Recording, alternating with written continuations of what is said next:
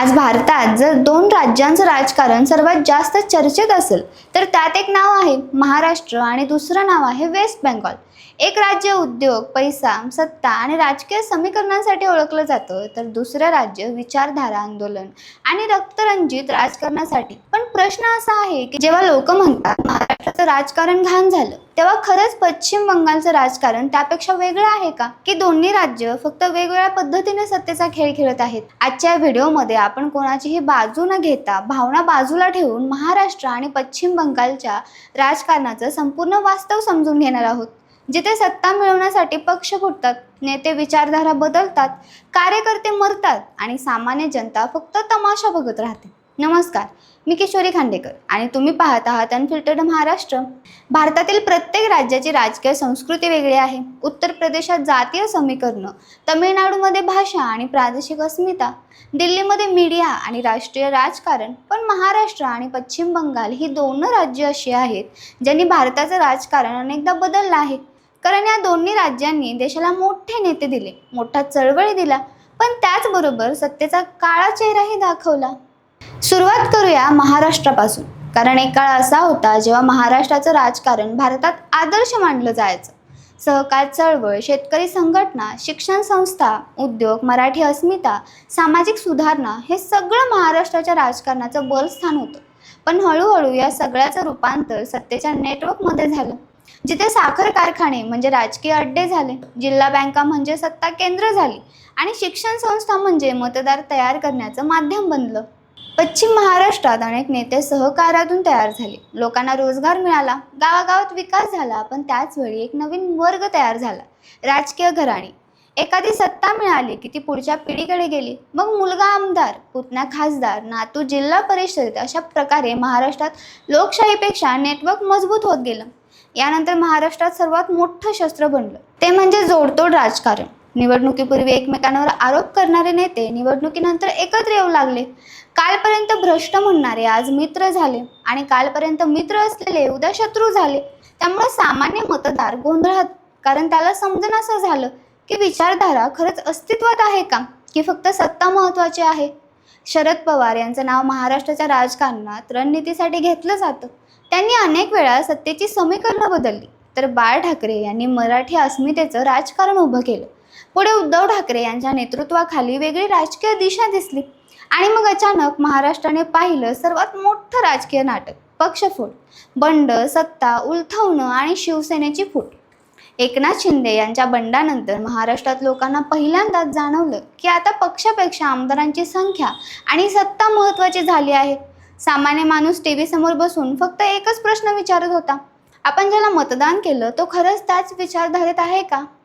याच काळात देवेंद्र फडणवीस यांचं राजकारण ही चर्चेत आलं, कारण महाराष्ट्रात भारतीय जनता पक्षाने आपली ताकद झपाट्याने वाढवली आणि पारंपरिक समीकरणं बदलली. अनेकांना वाटू लागलं की महाराष्ट्रात आता विचारधारा कमी आणि ऑपरेशन सत्ता जास्त सुरू आहे. पण महाराष्ट्राच्या राजकारणात एक गोष्ट महत्त्वाची आहे, इथे मोठ्या प्रमाणावर राजकीय हिंसा तुलनेने कमी आहे.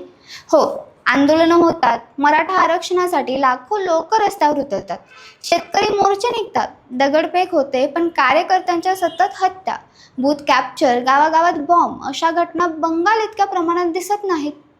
आता वळूया पश्चिम बंगालकडे आणि इथून पुढे तुम्हाला समजेल की भारतात बंगालचं राजकारण इतकं वेगळं कसं का मानलं जातं. पश्चिम बंगाल म्हणजे फक्त एक राज्य नाही, ती एक राजकीय मानसिकता आहे. कारण इथे राजकारण लोकांच्या रक्तात आहे. कॉलेजमध्ये विद्यार्थी राजकारण, रस्त्यावर आंदोलनं, भिंतीवर घोषणा, मोर्चे, संप, चर्चा, विचारधारा हे सगळं बंगालच्या संस्कृतीचा भाग आहे. एक काळ असा होता जेव्हा संपूर्ण भारतात कम्युनिस्ट विचारधारा सर्वात जास्त मजबूत होती. ते बंगालमध्ये कम्युनिस्ट पार्टी ऑफ इंडिया आणि लेफ्ट फ्रंटने तब्बल 34 वर्ष राज्य केलं. एवढा दीर्घकाळ सत्ता टिकवणं म्हणजे साधी गोष्ट नाही. पण ही सत्ता फक्त मतांवर टिकली नव्हती, तर संघटन शक्तीवर टिकली होती. बंगालमध्ये कॅडर संस्कृती तयार झाली, म्हणजे पक्षाचा कार्यकर्ता हा फक्त प्रचार करणारा माणूस नसतो, तर तो गावावर प्रभाव ठेवणारा माणूस असतो. कोण मतदान करणार, कोण विरोधात आहे, कोणाचं दुकान चालेल, कोणाला सरकारी फायदा मिळेल, यावरही राजकीय प्रभाव असतो. आणि त्यामुळे बंगालमध्ये राजकारण म्हणजे फक्त निवडणूक नाही, तर जगण्याची व्यवस्था बनली. नंतर बंगालमध्ये उभा राहिला एक मोठा चेहरा, ममता बॅनर्जी. साधी साडी, चप्पल, आक्रमक भाषणं, रस्त्यावर आंदोलनं आणि माटी माणूसची घोषणा. त्यांनी लेफ्ट विरोधात जनतेचा राग एकत्र केला आणि अखेर 2011 मध्ये बंगालमध्ये ऐतिहासिक सत्ता बदल झाला. लोकांना वाटलं आता हिंसा कमी होईल, पण अनेक राजकीय अभ्यासक म्हणतात की बंगालची कॅडर संस्कृती बदलली नाही, फक्त पक्ष बदलला. पूर्वी जिथे लेफ्टचा प्रभाव होता तिथे आता तृणमूलचा प्रभाव झाला आणि इथून सुरू झाला बंगालच्या राजकारणाचा सर्वात भीतीदायक भाग, राजकीय हिंसा. बंगालमध्ये निवडणूक म्हणजे फक्त मतदान नाही, तर तणाव, मारामाऱ्या, गावागावातील संघर्ष, कार्यकर्त्यांच्या हत्या, बॉम्बस्फोट, बूथ कॅप्चरचे आरोप, हे सगळं वारंवार चर्चेत येतं.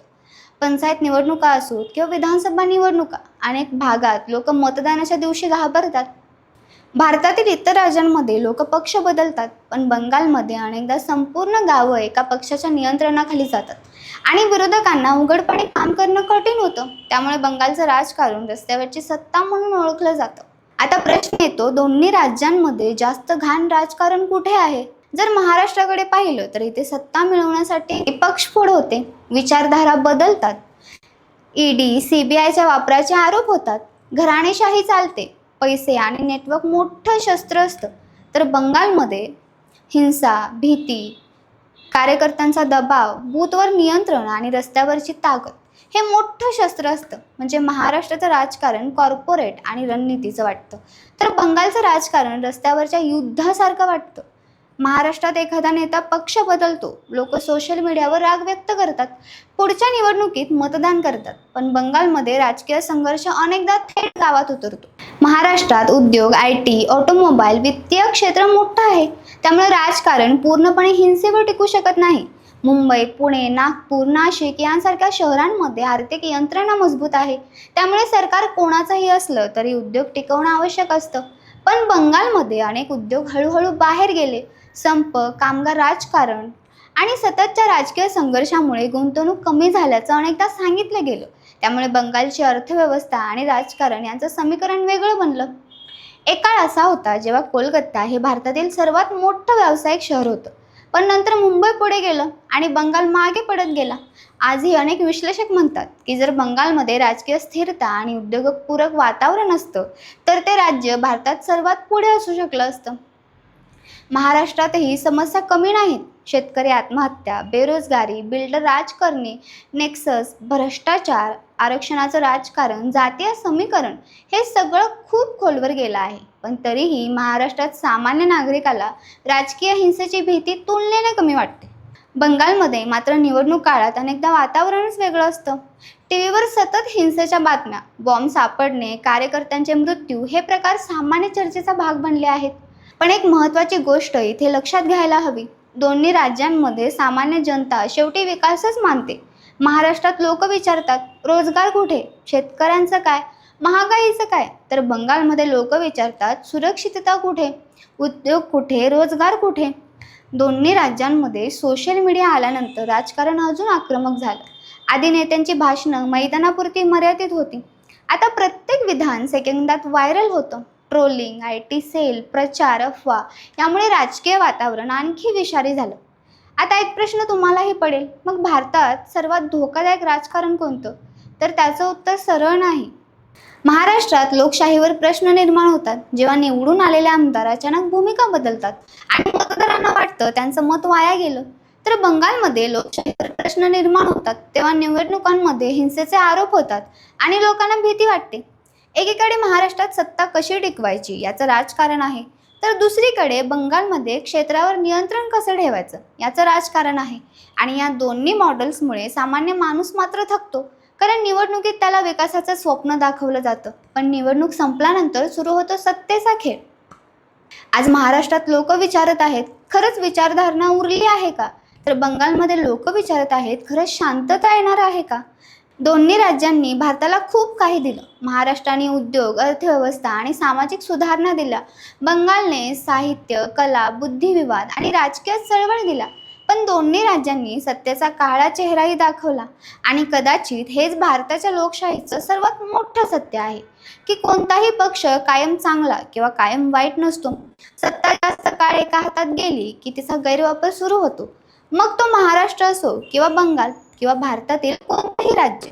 कारण शेवटी राजकारण बदलत नाही, राजकारणी बदलतात. घोषणाबाजी बदलते, पक्षांचे झेंडे बदलतात, पण सत्तेची भूक कायम राहते. आणि म्हणूनच आजचा सर्वात मोठा प्रश्न हा नाही की महाराष्ट्राचं राजकारण घाण आहे की बंगालचं, तर प्रश्न हा आहे की सामान्य माणूस अजून किती काळ या सत्तेचा खेळाचा प्रेक्षक राहणार. आणि तो दिवस कधी येणार जेव्हा राजकारण हे फक्त सत्तेसाठी नाही तर खरंच जनतेसाठी केलं जाईल. जर तुम्हाला हा व्हिडिओ माहितीपूर्ण वाटला असेल तर त्या व्हिडिओला लाईक करा, चॅनलला सबस्क्राईब करा आणि कमेंटमध्ये नक्की सांगा तुमचे मत. तुम्हाला जर हा व्हिडिओ आवडला असेल तर चॅनलला लाईक करा, शेअर करा आणि सबस्क्राईब करायला विसरू नका. धन्यवाद.